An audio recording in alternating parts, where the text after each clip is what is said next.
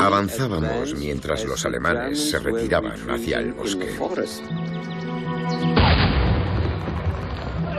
De repente, proyectiles de mortero y disparos de rifle venían hacia nosotros. Nos tiramos al suelo. Uno a uno nos fuimos agachando. Cuando mi amigo se levantó, estaba en medio de la carretera. Cogí mi cámara para fotografiarlo mientras se levantaba y se metía en la cuneta.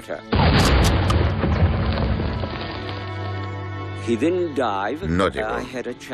Tuve la oportunidad de hacer una fotografía.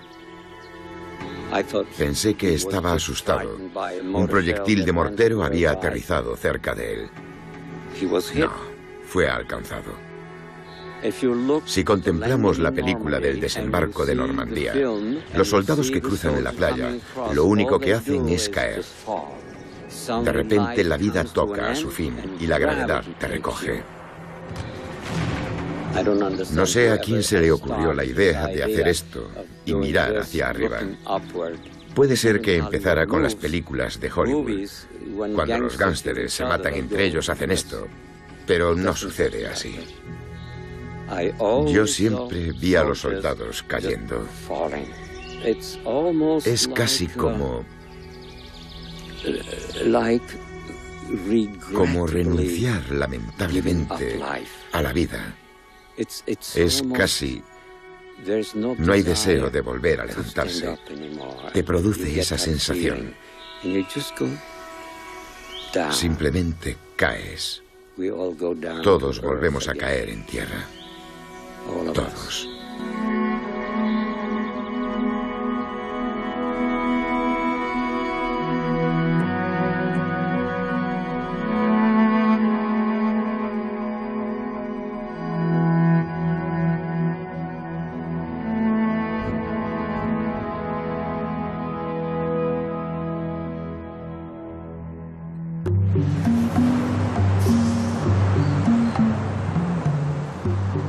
Cuando estudiaba en el instituto, siempre quise convertirme en fotógrafo corresponsal en el extranjero. Fui a una tienda de cámaras fotográficas y les dije, quiero tener una cámara que me permita espiar a la gente, hacerles fotografías, sin que ellos reparen en mí. ¿Se imaginan? El señor me dijo, tengo la cámara adecuada, una Argus Chico 3. Costaba $47,50. Y le dije, ¿puede rellenármela? Rellenar fue la palabra que utilicé. No sabía que se decía cargar. Salí de allí, me fui caminando a Manhattan y llegué al Rockefeller Center. Y vi la fotografía de Hitler. La estatua de Hitler. Así, en plan tío importante, ¿saben? Y detrás de él había estatuas de muchachos alemanes desfilando, haciendo el paso de la oca. Era una exposición antinazi en Rockefeller Center.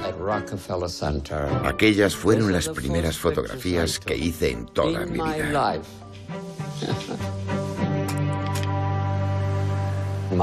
Mi tío me influyó en lo tocante a la fotografía. Yo era huérfano. Mi madre murió cuando yo tenía 3 años y medio y mi padre cuando tenía 5.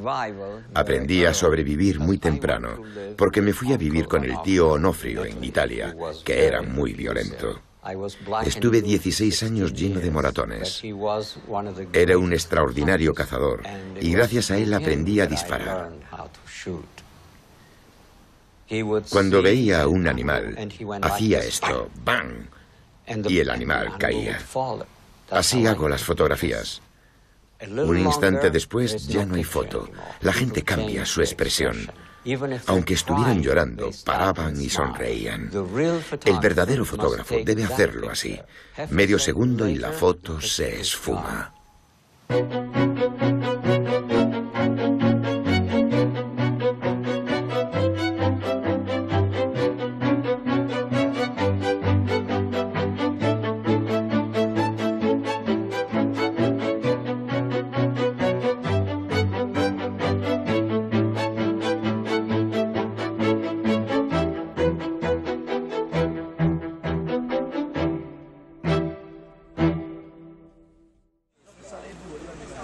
¿Sois hermanos?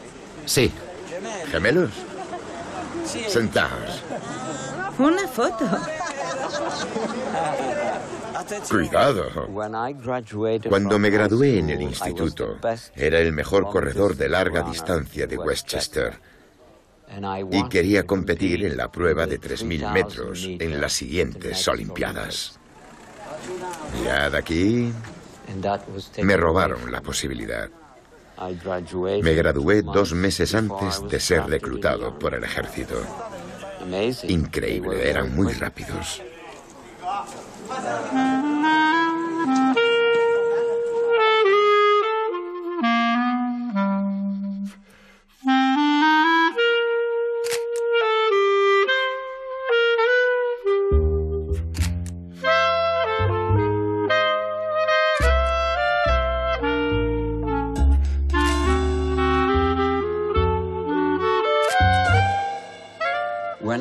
Cuando entré en el ejército, fui a ver al capitán del cuerpo de señales. Me llevé las fotografías que había hecho en el instituto. El capitán me miró a mí, miró las fotografías y dijo: son fantásticas, pero tú eres demasiado joven para nosotros. Así que le dije: señor, soy lo bastante mayor para hacer esto y no lo bastante mayor para hacer esto. Y dijo: un gesto simpático, pero sigue siendo demasiado joven para nosotros. Me enfadó tanto que dije: te voy a demostrar que puedo hacerlo mejor que todos los fotógrafos del cuerpo de señales juntos. Descubrí que la cámara de combate oficial era la Speed Graphic y supe que lo conseguiría, porque yo tenía una 35 milímetros. ¿Saben lo que significa transportar chasis para 36 fotografías?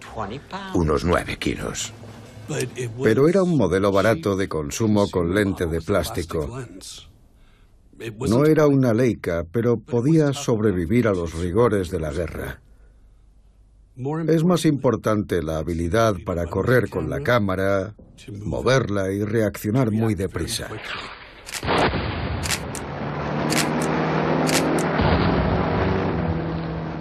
Al ser una cámara telemétrica, la sostenía a la altura de sus ojos y podía fotografiar lo que estaba viendo.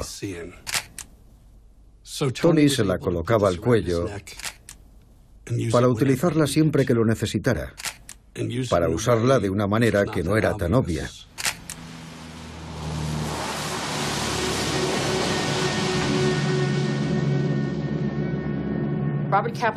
Robert Capa contaba una historia maravillosa. En Inglaterra, al principio de la guerra, un día, se efectuó una serie de vuelos de combate y él no fue. Cuando regresaron había aviones tocados y hombres heridos y muertos. Cuando empezaron a sacar los cadáveres, le dijeron: no puedes hacer fotografías a menos que hayas estado en el desfile. Para Capa, aquella fue la señal de que si quería tener la confianza de aquellos hombres y hacer fotografías, tenía que estar con ellos, y por eso Capa estuvo el día D. Lo que resulta sumamente revelador de las fotografías de Tony Vaccaro es que a él nadie le dijo eso, porque él sí estaba en el desfile, era uno de ellos. Confiaban en él, no solo permitiéndole que les hiciera fotografías, sino como un soldado más que estaba a su lado cuando estallaban los combates. Tony contaba con su plena confianza. Quiero decir que tenían el espíritu de hermanos de sangre. Aterrizamos con un helicóptero de evacuación médica en un escenario donde un bombardero suicida había hecho estallar un pequeño puesto de avanzada en el que había soldados americanos. Murieron 6 americanos. Algunos de ellos estaban todavía enterrados bajo los escombros de un edificio de ladrillos en donde se encontraban. Cogí mi cámara e hice tal vez 5 o 6 fotografías. Uno de los soldados corrió hacia mí, decidido a golpearme. Me empujó contra una pared y fui arrastrado hasta el helicóptero. Eso no habría sucedido si yo hubiera estado con ellos, si hubieran sabido quién era y por qué estaba allí. Tener la confianza de la gente que está a tu alrededor es lo más importante. Capa dijo aquella frase célebre de «Tus fotografías no serán lo suficientemente buenas a menos que estés lo suficientemente cerca». Nadie podía estar más cerca de la guerra que un soldado de infantería. Ni siquiera los grandes fotógrafos de la Segunda Guerra Mundial estuvieron tan cerca. Por eso sus fotos son extraordinarias.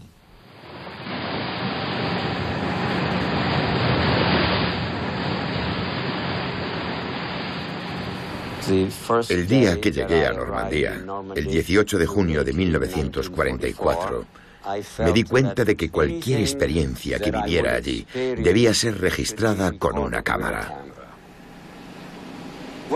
Cuando subimos al barco nos dijeron, nada de fotografías, y que si alguien era sorprendido haciendo fotos, su cámara sería destruida. Comprobé si mi lente podía tomar una fotografía a través del agujero de un botón de mi gabardina. Como estaba lloviendo, me di cuenta de que no era posible, así que desgarré, agrandé el agujero e hice una fotografía. La titulé Mi primera vista de la bella Francia.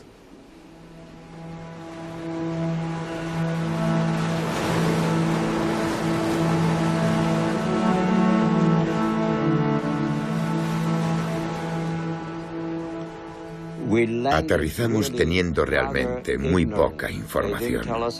No nos contaron nada. Los oficiales hablaban entre ellos y así fue como averigüé que esta era la playa de Omaha.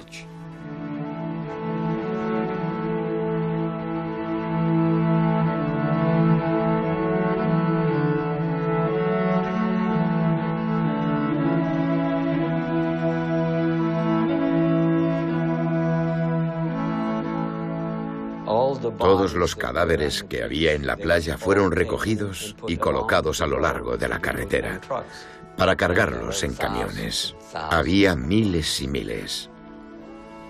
Cabeza con pies, cabeza con pies, cabeza con pies, todos hasta el final. El olor, yo nunca había sentido aquel olor. Olía a carne podrida. La guerra desprende un olor desagradable y percibí aquel olor desde el instante en que llegué a Normandía.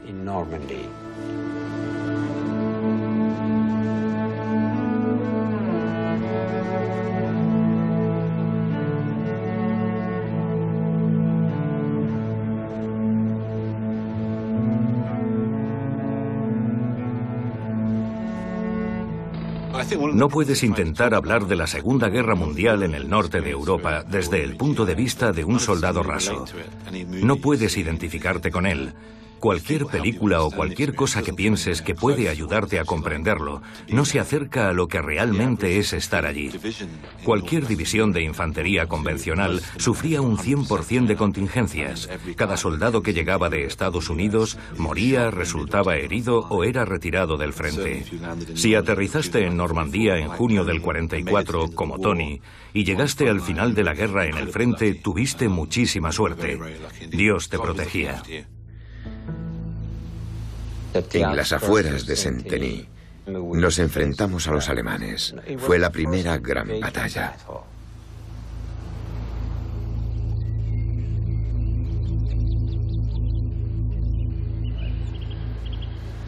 Tenía 7 años y recuerdo la carnicería. Pero la peor parte de todo aquello, siendo un niño, 7 años, fue vivir con el olor a descomposición en el mes de agosto. No había hojas, no había ramas, no había pájaros, no había vida. Por tanto, no había clorofila en las hojas para eliminar el olor. Era horrible. Creo que estos recuerdos nunca se borrarán de mi memoria.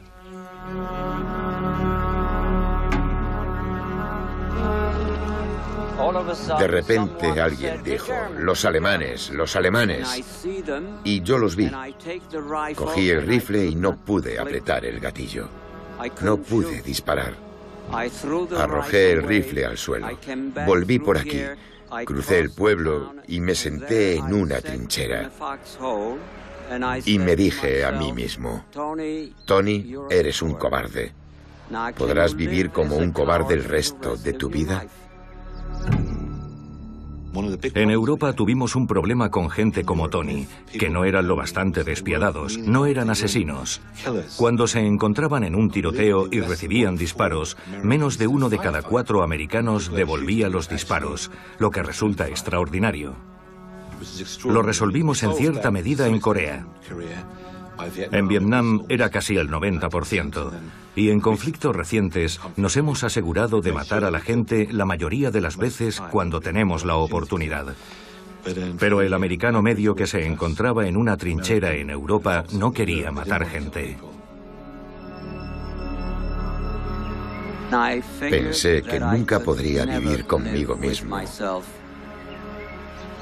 siendo un cobarde. Así que regresé. Cogí el rifle del lugar donde lo había arrojado, apunté a los alemanes y empecé a disparar. Y no paré hasta que la guerra terminó.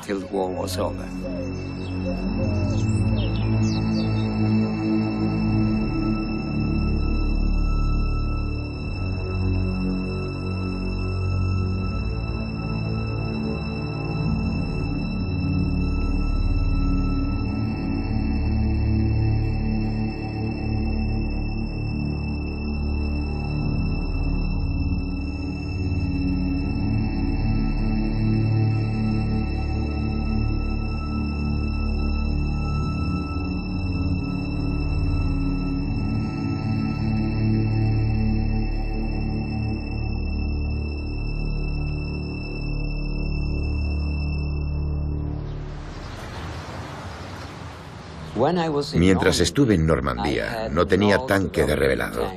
No tenía nada. Porque pensé que los domingos, durante la guerra, siempre podía salir e ir a una tienda de cámaras para que revelaran mis fotografías. ¿Se imaginan? Pero en Normandía no había tiendas de cámaras, no había pueblos, todo estaba destruido. Un día, mientras cruzaba un pueblo en ruinas, vi un edificio que había sido una tienda de cámaras. Así que me metí entre las ruinas y vi los productos químicos. Los junté, hice una mezcla de 4 litros, de lo que calculé que eran 4 litros. No tenía la temperatura suficiente, así que lo calenté con esterno. Con los productos químicos mezclados, la primera noche revelé 10 rollos, en 4 cascos del ejército que subían y bajaban con la película. Colgaba las películas en las ramas de los árboles. Utilizaba unas pinzas que tenía. Se quedaban allí toda la noche. A la mañana siguiente, a primera hora, las revisaba y estaban perfectas. Tony no tenía tiempo para tratar sus negativos como documentos de archivo. Las imperfecciones, por así decirlo, en las fotografías, creo que contribuyen en realidad a su fuerza, a su realismo y a su inmediatez.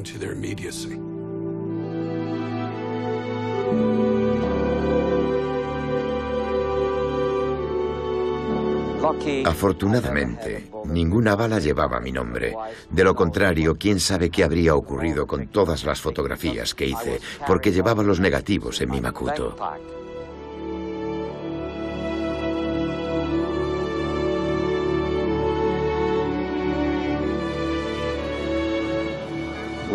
Cuando vi Saint-Michel por primera vez, el 31 de julio de 1944, me pareció grandioso. Eché un vistazo a mi cámara y vi que solo me quedaban 8 chasis. Y me dije, Tony, no estás aquí haciendo turismo. Reserva las fotografías para la guerra. Aquí no había guerra. Por suerte, Saint-Michel acababa de ser liberado aquel día. Y aquí estoy hoy, haciéndole fotografías.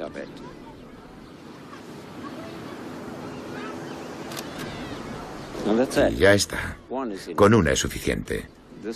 El santo San Miguel está en la parte más alta, con sus alas mirándonos. Paz eterna.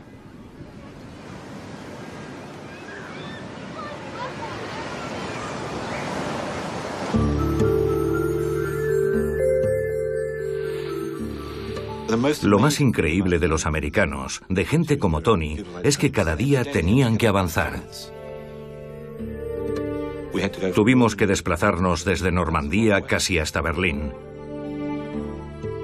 Pasabas tanto tiempo en combate entre civiles y con tus compañeros que hacías una foto y capturabas un momento.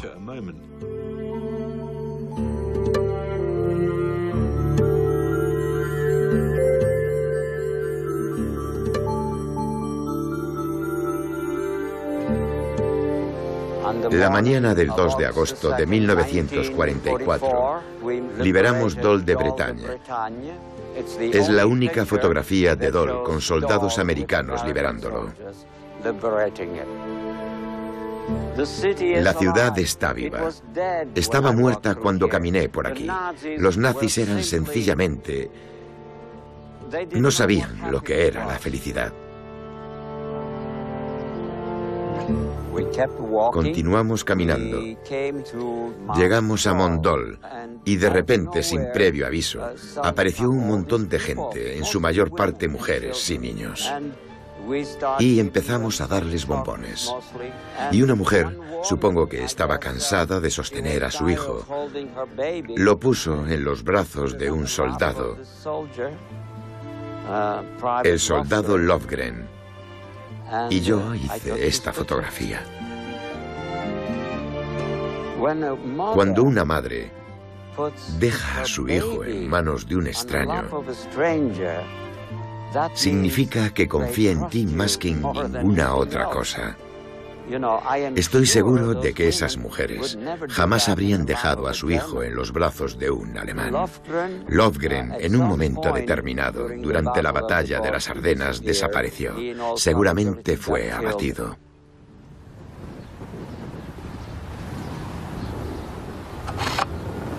Ya está. Con frecuencia olvidamos que fue una guerra de gente joven. Tenían 19 o 20 años y a pesar de todas las cosas horribles que vieron, sigue habiendo momentos en los que puedes ver al niño, al soldado niño.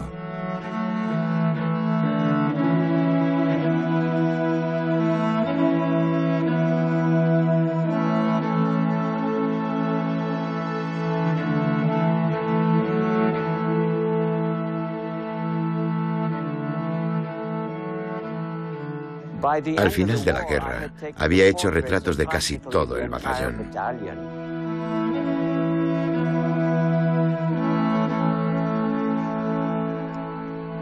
Para mí, cada soldado era un héroe. No se pueden imaginar lo que se siente cuando uno está solo en la intemperie. Sientes como si las balas te estuvieran atravesando. Es una sensación extraña. Tiemblas y sudas, porque temes que tu hora puede llegar en cualquier momento.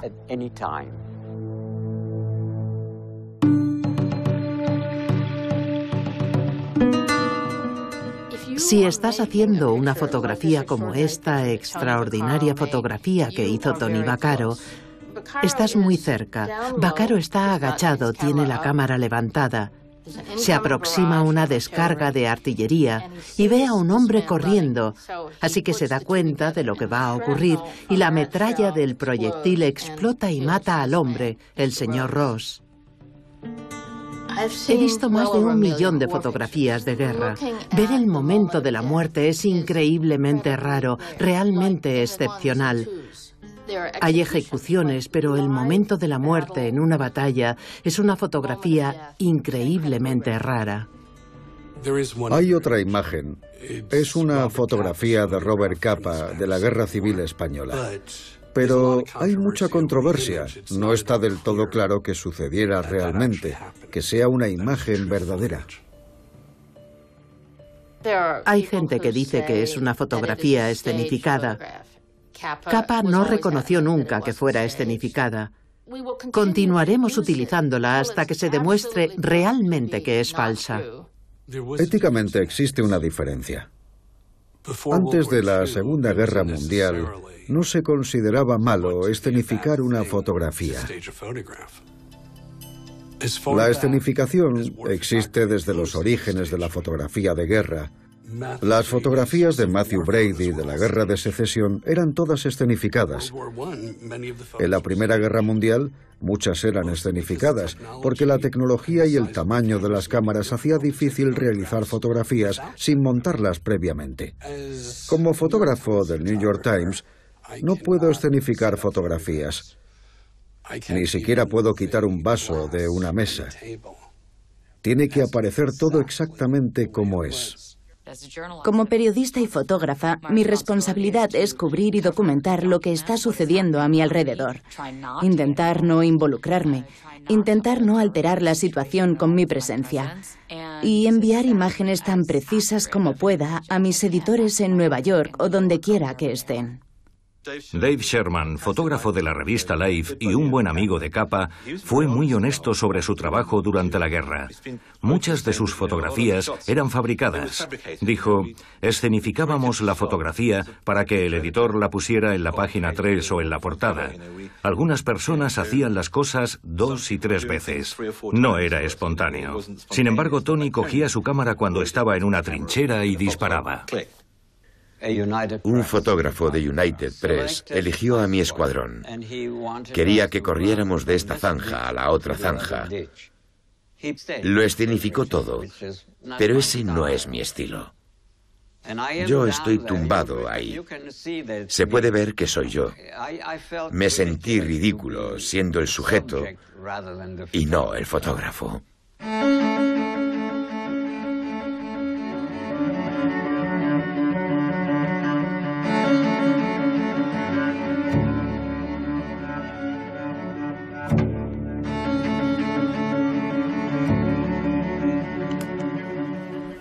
Llegamos al bosque de Hurtgen el 6 de diciembre de 1944 y nos marchamos 19 días después.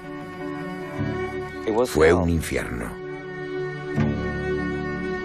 Era la fábrica de carne, como echar cuerpos a una trituradora. La mayoría de ellos eran abatidos por la artillería. Si tenías suerte eras destrozado instantáneamente, si no, sufrías a causa de las graves heridas.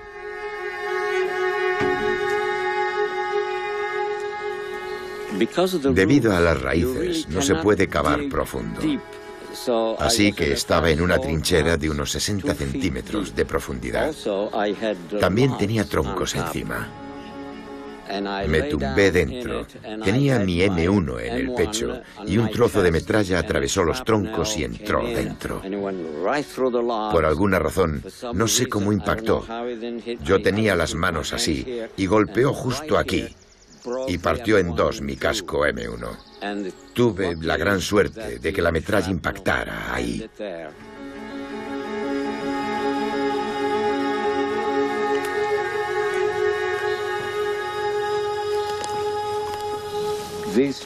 Estos árboles estaban pelados porque los proyectiles entraban por aquí, golpeaban un árbol y explotaban. Los proyectiles oscilaban cuando caían y los alemanes sabían exactamente cómo hacerlo. Un proyectil aterrizaba aquí, otro ahí, otro ahí, otro ahí. Así que en un radio de 300 o 400 metros a la redonda llovían proyectiles. Imagínense copos de nieve viniendo hacia ti a 600 kilómetros por segundo. No puedes correr hacia ningún sitio. No hay protección en ningún sitio. No hay esperanza. No sabes dónde un gran proyectil va a impactar a continuación. Incluso el fragmento más pequeño atravesaba el bosque y mataba soldados.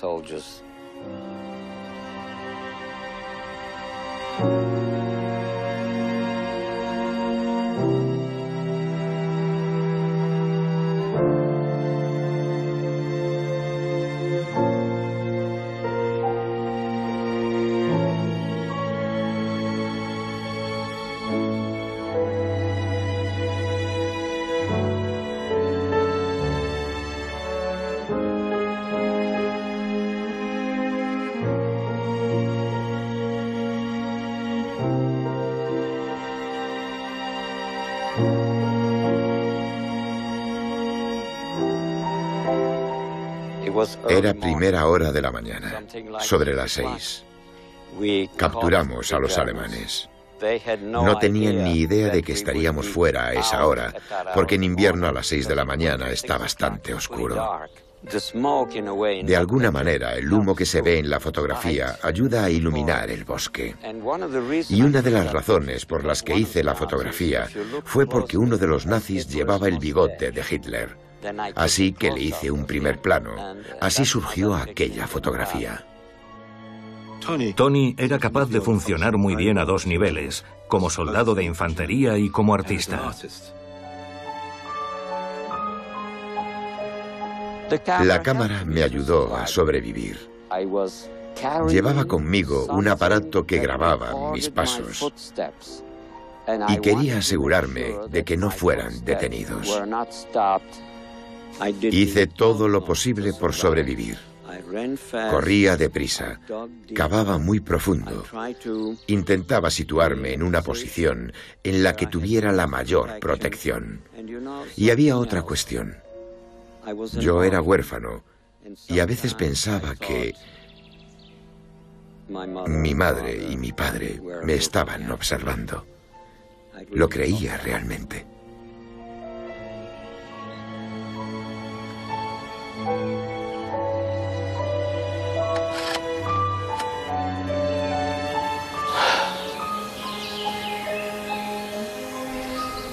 Maravilloso.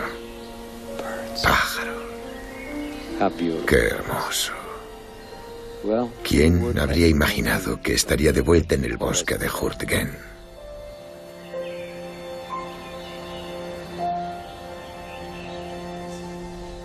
Tony quería mostrarlo todo. Quería que la gente supiera lo horrible que era la guerra, pero también quería mostrar cómo era la verdadera vida de un soldado y de la gente con la que se encontraba un soldado. Así que había momentos alegres. Si nos fijamos en las fotografías tomadas después de que las zonas fueran liberadas, podemos ver el espectro completo de la condición humana. Veremos la felicidad de un soldado besando a una niña y la gente bailando a su alrededor. Obtenemos una visión pura y real sobre el terreno de cómo era la vida.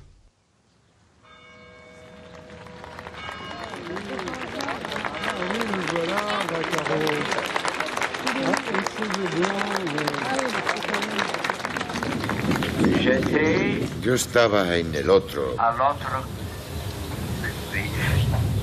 Bueno, me gustaría hablar francés, pero no puedo. El señor Vaccaro desearía hablar en francés. Crucé la plaza corriendo para hacer esa fotografía. Fue así, clic. Muy rápido. Y ya. La razón por la que esa fotografía existe es porque en Saint-Briac es tradición besar 3 veces. Si solo se besaran 2, no habría podido hacer la fotografía. Y decirle a Jean que la besara otra vez, no sé. No era mi estilo. Ya está. Así. Aquí la tenéis, el baile del claqué. Y dábamos vueltas y vueltas mientras sonaba una polka el 14 de agosto de 1944.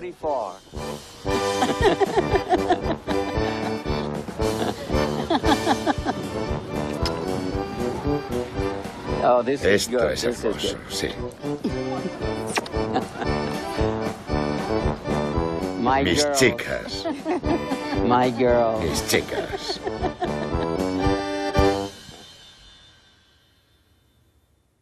Los periodistas serios y los fotógrafos serios como Tony Vaccaro, que he tenido el privilegio de conocer y entrevistar, no responden a un afán de voyerismo. Su trabajo es un tributo, responden a una suerte de admiración hacia unas personas que, encontrándose en aquella situación, dieron el mayor de los regalos, que es su vida.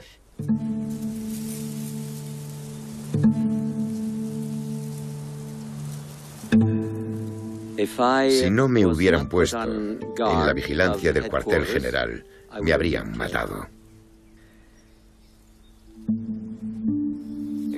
Era el 11 de enero de 1945. Estábamos en Bélgica para luchar en la batalla de las Ardenas, justo entre Otré y Petit Langry.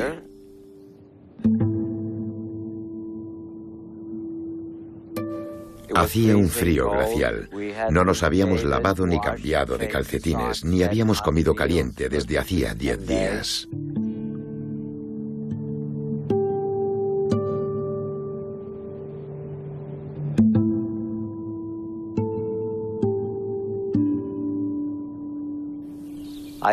Desde la guerra, conservo la costumbre de guardar cosas en mis bolsillos, porque nunca se sabe cuándo volverás a ver otro trozo de comida. Nos ordenaron tomar un campo y adentrarnos en el bosque.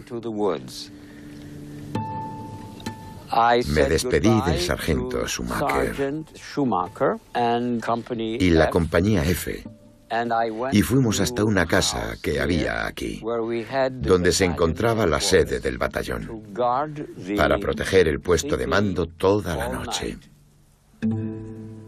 Yo raramente hacía guardia.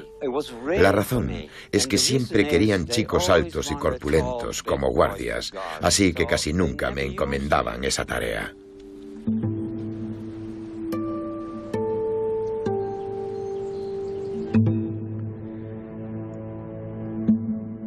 Alrededor de las 2 de la madrugada, escuché unas pisadas en la nieve.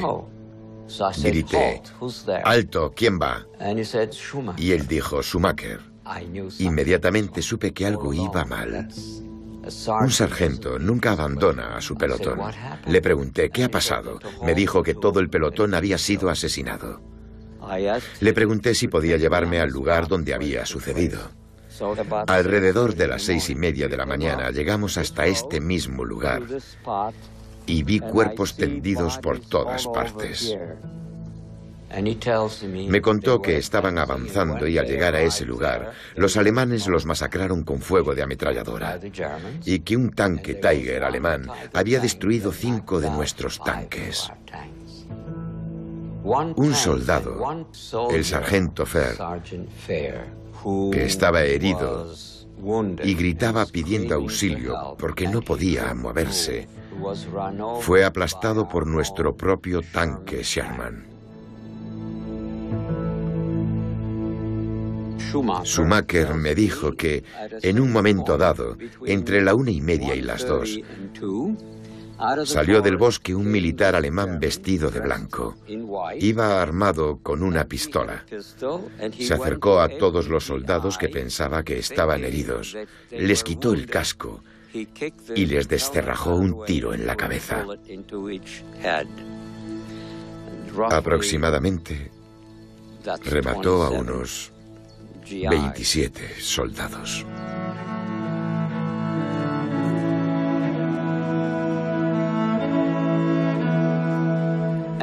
De repente, me fijé en un soldado que yacía tendido de forma tan apacible y hermosa que era como si un artista lo hubiera dibujado. Entonces me dije, Tony, estabas buscando una fotografía para un requiem, y aquí la tienes. Situé el cuerpo exactamente en el centro de la imagen. Prácticamente dibujé con líneas en mi telémetro cómo debía colocarse cada elemento. Realmente trabajé la fotografía y no hice clic hasta que estuve satisfecho.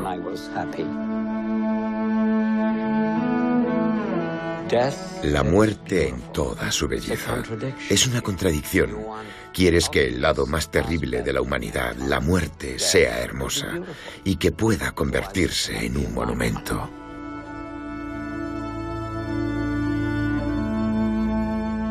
Es un conflicto al que se tienen que enfrentar los fotógrafos. Yo no creo que esté bien colgar fotografías de guerra en la pared de una galería y venderlas como arte.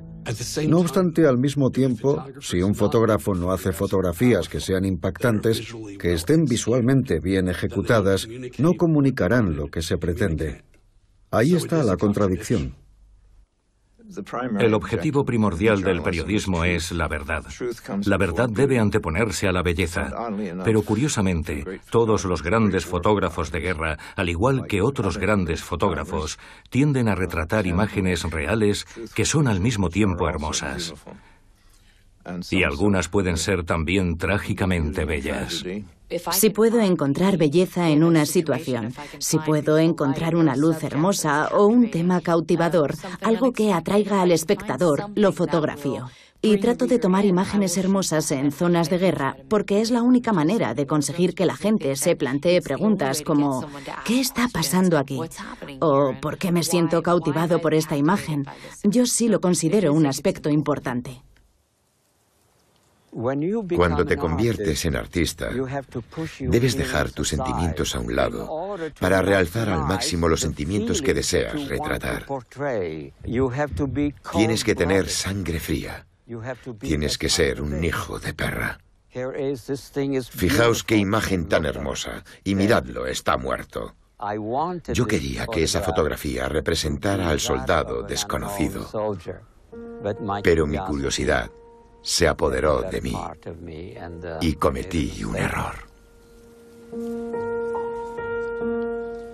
Saqué mi bayoneta, removí el cuerpo y entonces vi quién era. Mi amigo Henry Tannenbaum. Los dos procedíamos de Nueva York. Nos hicimos amigos y un día me enseñó una foto de su familia, su mujer y su hijo. La bala que mató a mi padre destruyó a mi madre. Ella me decía que estaba vivo y que trabajaba para el FBI. Le hablaba a una radio que había en la cocina. No hacía falta que estuviera encendida. Le hablaba y creía escuchar a mi padre contándole sus misiones para el FBI. Yo tenía 9 años y prácticamente cuidaba de mi madre, que vivía recluida. Me las ingeniaba como podía. Si tenía que falsificar un cheque, lo falsificaba.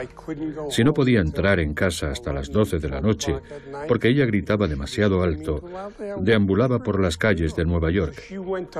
Hasta en su lecho de muerte siguió creyendo que mi padre estaba vivo. Yo no sabía nada de mi padre, y cuando digo nada me refiero a que lo único que tenía era un telegrama comunicándome que el soldado Henry E. Tannenbaum había muerto en Bélgica el 11 de enero de 1945.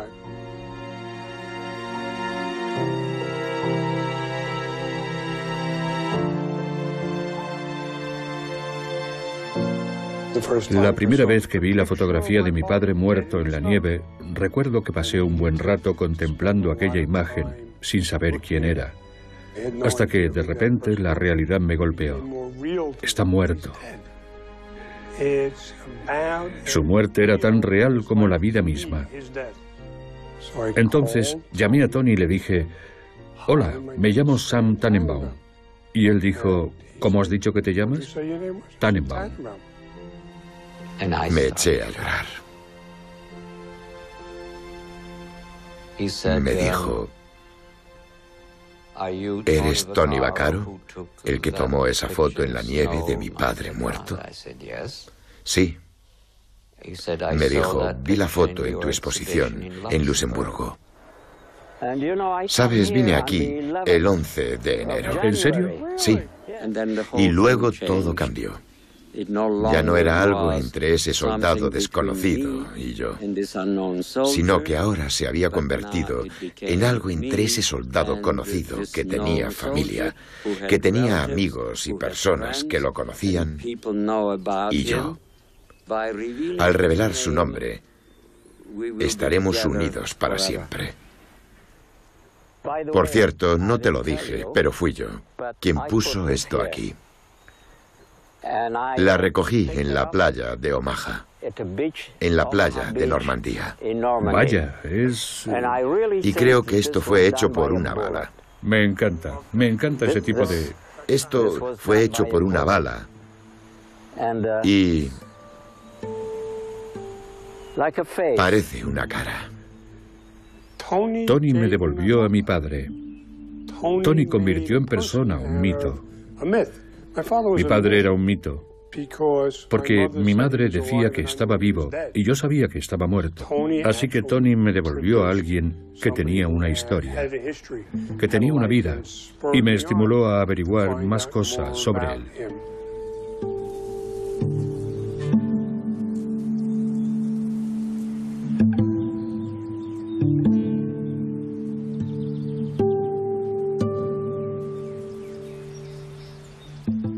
Cuando le pregunté al dueño por qué había transformado un campo de trigo en un bosque, respondió: no es un bosque, son árboles de Navidad que vendo en Portugal y en España.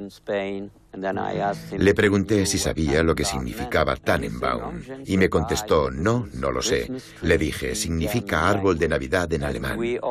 Y todos nos quedamos en silencio. En el lugar en el que habían matado a Tannenbaum, ahora cultivaban árboles de Navidad.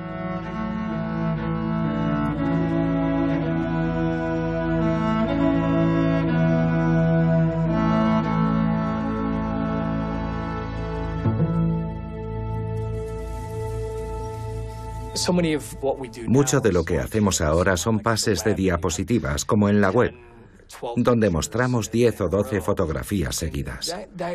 Y eso es genial, pero al mismo tiempo es también una especie de maldición, porque lo que realmente buscamos los fotógrafos es esa imagen que lo encarna todo. Eddie Adams, por ejemplo, tiene una fotografía muy famosa con la que definió toda una guerra. Condensa los horrores de la guerra y la muerte en multitud de conflictos.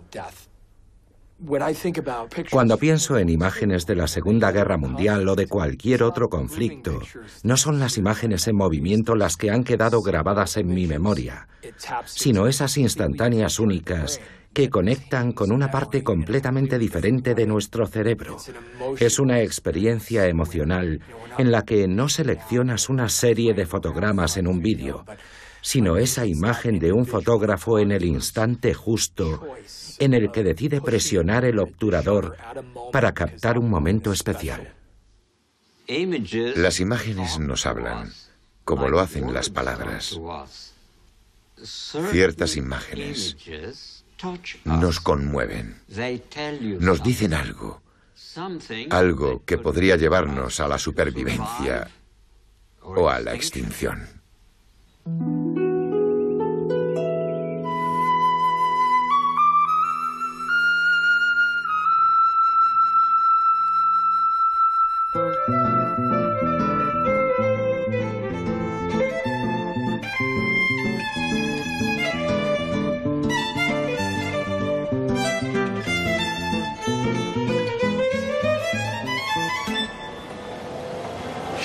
Caballos de carreras, fíjate.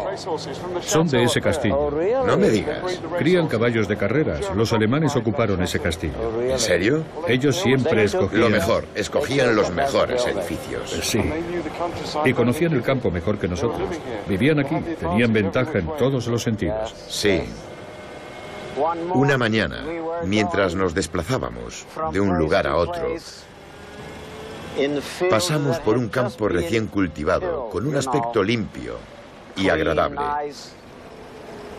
Mientras lo atravesábamos, normalmente, la persona que va en segunda posición camina siguiendo las pisadas del líder. De repente, cuando miré al suelo, vi un cable de cobre delgado y brillante. Y el pie del que encabezaba la marcha ya estaba debajo del cable. Si hubiera dado el paso, habría saltado por los aires. Todo el pelotón habría saltado por los aires. Así que alcancé su pierna. Ni siquiera tuve tiempo de hablar. Alcancé su pierna y era más alto que yo. Le sujeté el pie en el suelo y le dije: no te muevas, no te muevas. Tienes un cable de mina sobre el pie. Miró hacia abajo y lo vio. Y salimos de puntillas de ese campo de inmediato. Entonces vino el equipo antiminas y las retiraron. Salud. Salud. A tu salud. Y a la tuya.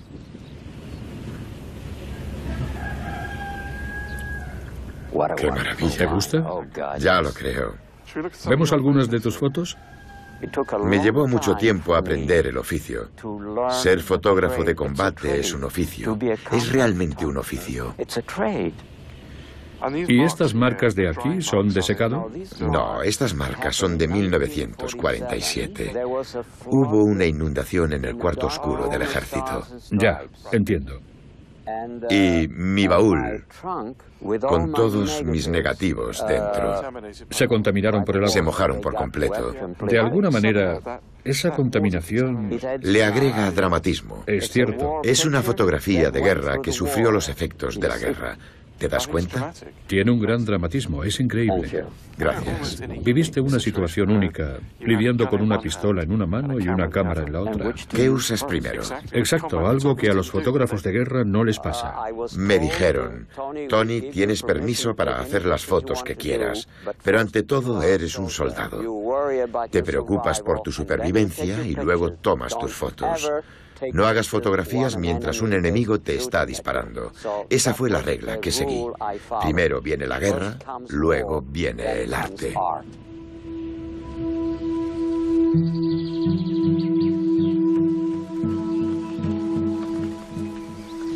El 28 de febrero de 1945, nuestra misión era tomar el bosque de Hemmerden, en Alemania. Mientras avanzábamos hacia la carretera, oímos un tanque que venía a defender la ciudad. Disparamos una bazuca e inutilizamos el tanque porque comenzó a salir humo. Vimos abrirse la escotilla y salir a un hombre. Debía estar empapado en diésel porque cuando abrió la escotilla estalló en llamas. Pero logró saltar. Por desgracia, eso no lo salvó, porque una vez que llegó al suelo, las llamas continuaron. Y cuando mis compañeros pasaron junto al tanque, miré hacia atrás y vi que el piloto alemán seguía ardiendo. El tanque estaba justo aquí. Dejé mi rifle a un lado y tomé la fotografía. Para mí es como un escudo. Tener la cámara delante de mi cara me mantiene enfocada en la imagen y en el marco, mientras intento ver la situación con una mirada casi quirúrgica. Cuando estaba haciendo la fotografía, los alemanes me dispararon con una ametralladora. Pude escuchar las balas impactando contra el tanque. Ta, ta, ta, ta, ta, ta. Al tirarme al suelo, casi caigo encima del soldado. Entonces miré y leí estas palabras en una de sus hebillas. Dios está de nuestro lado. Obviamente, en ese momento, Dios estaba de mi lado. Sus últimas palabras fueron, Madre, Madre. Me conmovió porque yo quería mucho a mi madre y aquel enemigo sentía lo mismo que yo. Olí su carne. Fue espantoso. Muy desagradable. Fue como si la probara al inhalarla. El soldado de combate guarda recuerdos en la memoria que lo atormentan el resto de su vida. Ya no soy el mismo hombre, el joven de 17 años o 18 que era entonces. Soy un hombre diferente. La gran historia no contada de la llamada generación más grandiosa, cuando regresó, es que no se quejaron ni se lamentaron. Aguantaron el tirón y crearon la América actual, la clase media, etc. Parecía que su experiencia no les había traumatizado, pero lo había hecho, solo que no hablaron de ello.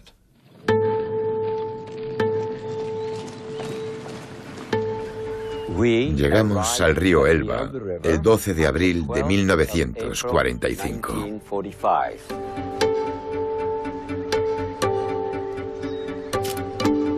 Bien. Los botes llegaron en un camión y los transportaron hasta el río. Y los soldados se embarcaron. La compañía G y el 331 Regimiento, y comenzamos a cruzar.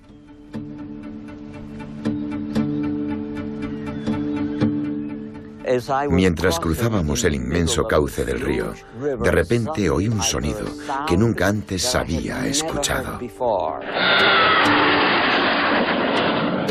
Hacía un día nublado, se estaba formando niebla y de repente surgió aquel avión. Fue la primera vez que escuché un avión a reacción. Y el hijo de Satanás venía directo hacia nuestra embarcación. Yo sostenía mi cámara, pero no apreté el obturador porque me dije, Tony, este es el final. Pensé que iba a ametrallar mi barco y que no tenía posibilidades de sobrevivir. Y comencé a pensar, ¿qué debo hacer? Descendió, pasó de largo y desapareció en la niebla nuevamente.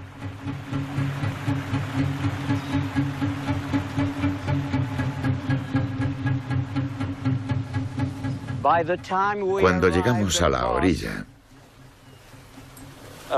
hacia la izquierda, soldados alemanes abrieron fuego desde los árboles, a izquierda y a derecha. Gracias. Adiós. Entramos en combate con los soldados alemanes. Los matamos, capturamos prisioneros y avanzamos sin oposición durante los siguientes 65 kilómetros. Cuando llegamos a Hohenlepte, nos ordenaron salir a patrullar. Nos oscurecimos la cara con betún y salimos en un jeep. Éramos 4 y condujimos hasta unos 60 kilómetros de Berlín. No vimos nada. El día 8, a eso de las 10 de la mañana, nos despertaron. Me despertaron y dijeron, la guerra ha terminado. Y créanme, fue el día más hermoso de mi vida. La guerra ha terminado. Fue increíble. Me sentí como si hubiera ganado la guerra. Y de hecho la habíamos ganado. Estábamos en éxtasis.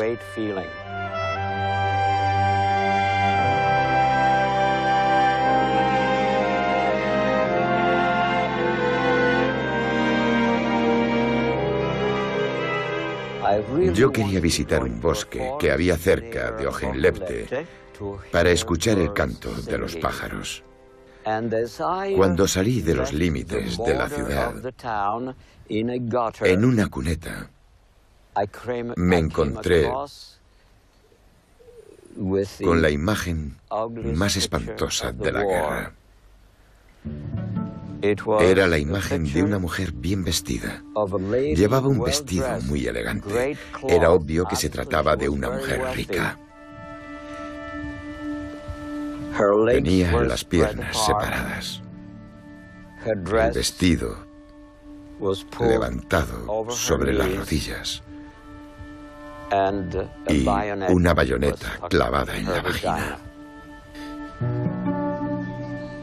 Un soldado que había por allí me dijo que había sido violada por 3 soldados.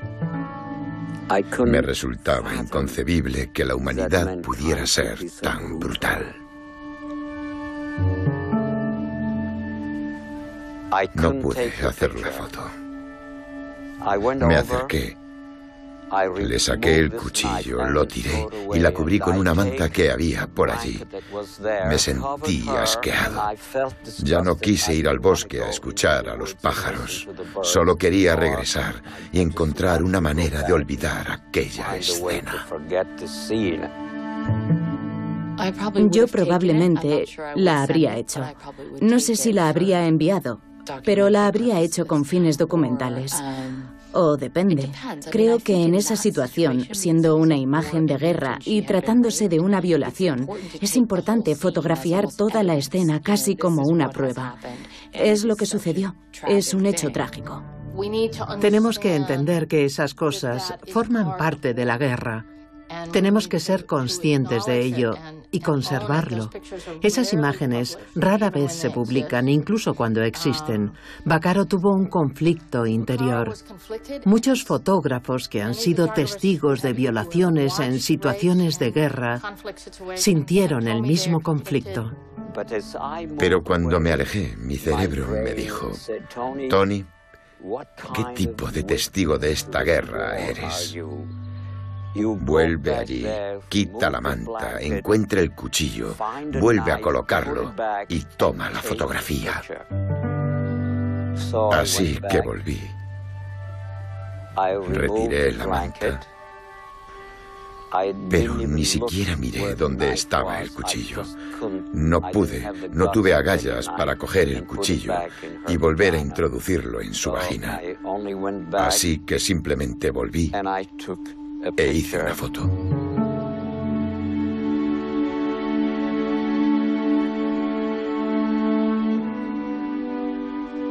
La mujer llevaba un casco nazi y un abrigo nazi y comenzó a disparar un lanzagranadas Panzerfaust contra nuestras tropas mientras avanzaban. Los soldados estaban furiosos porque tuvimos algunos heridos en Hohenlepte el último día de la guerra. Pero lamenté haber hecho esa foto. Y cuando volví, intenté olvidarlo todo.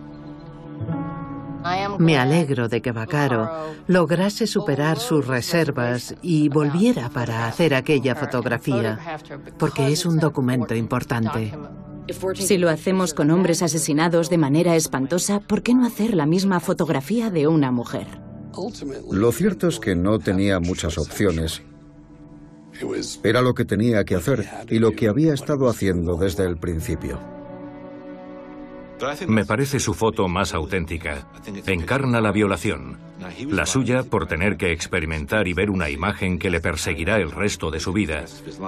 Y por supuesto la sufrida por esa mujer que también quiso violentar a otros. El terrible ciclo de violencia que se volvió tan delirante e imparable. La guerra brutaliza. Pero que Tony fuera capaz de trascender eso y crear una obra de arte constituye un testimonio de la resiliencia de la humanidad y de la suya como artista. Cuando por fin acabó la guerra, dejé todos mis negativos de guerra a mis hermanas. Tenía una gran caja llena de ellos. No quería tener nada que ver con el asesinato y la muerte. No quería saber nada. Había tenido suficiente.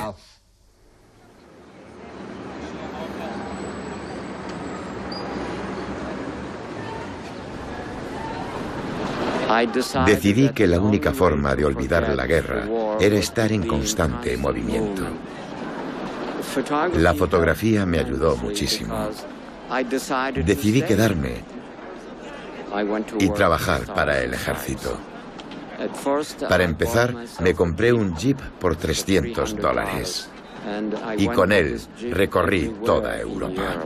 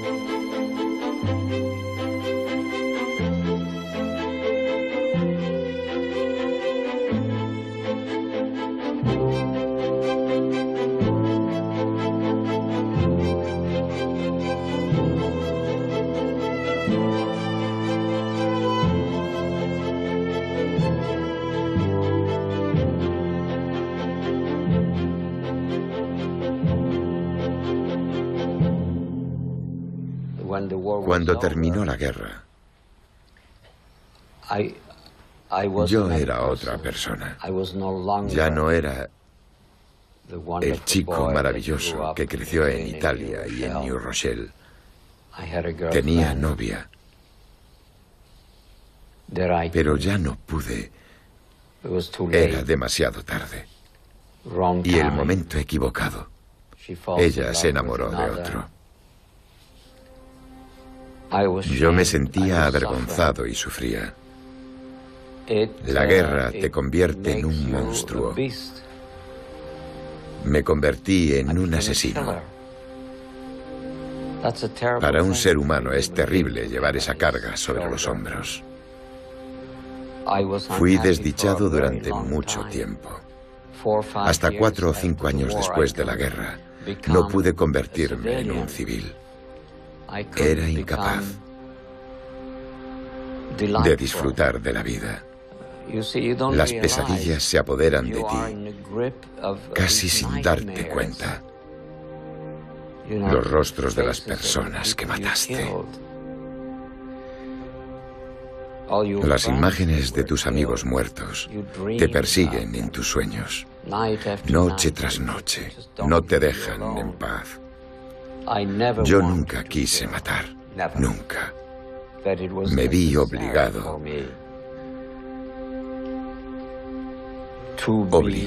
a ser malvado durante 272 días, pero no para siempre.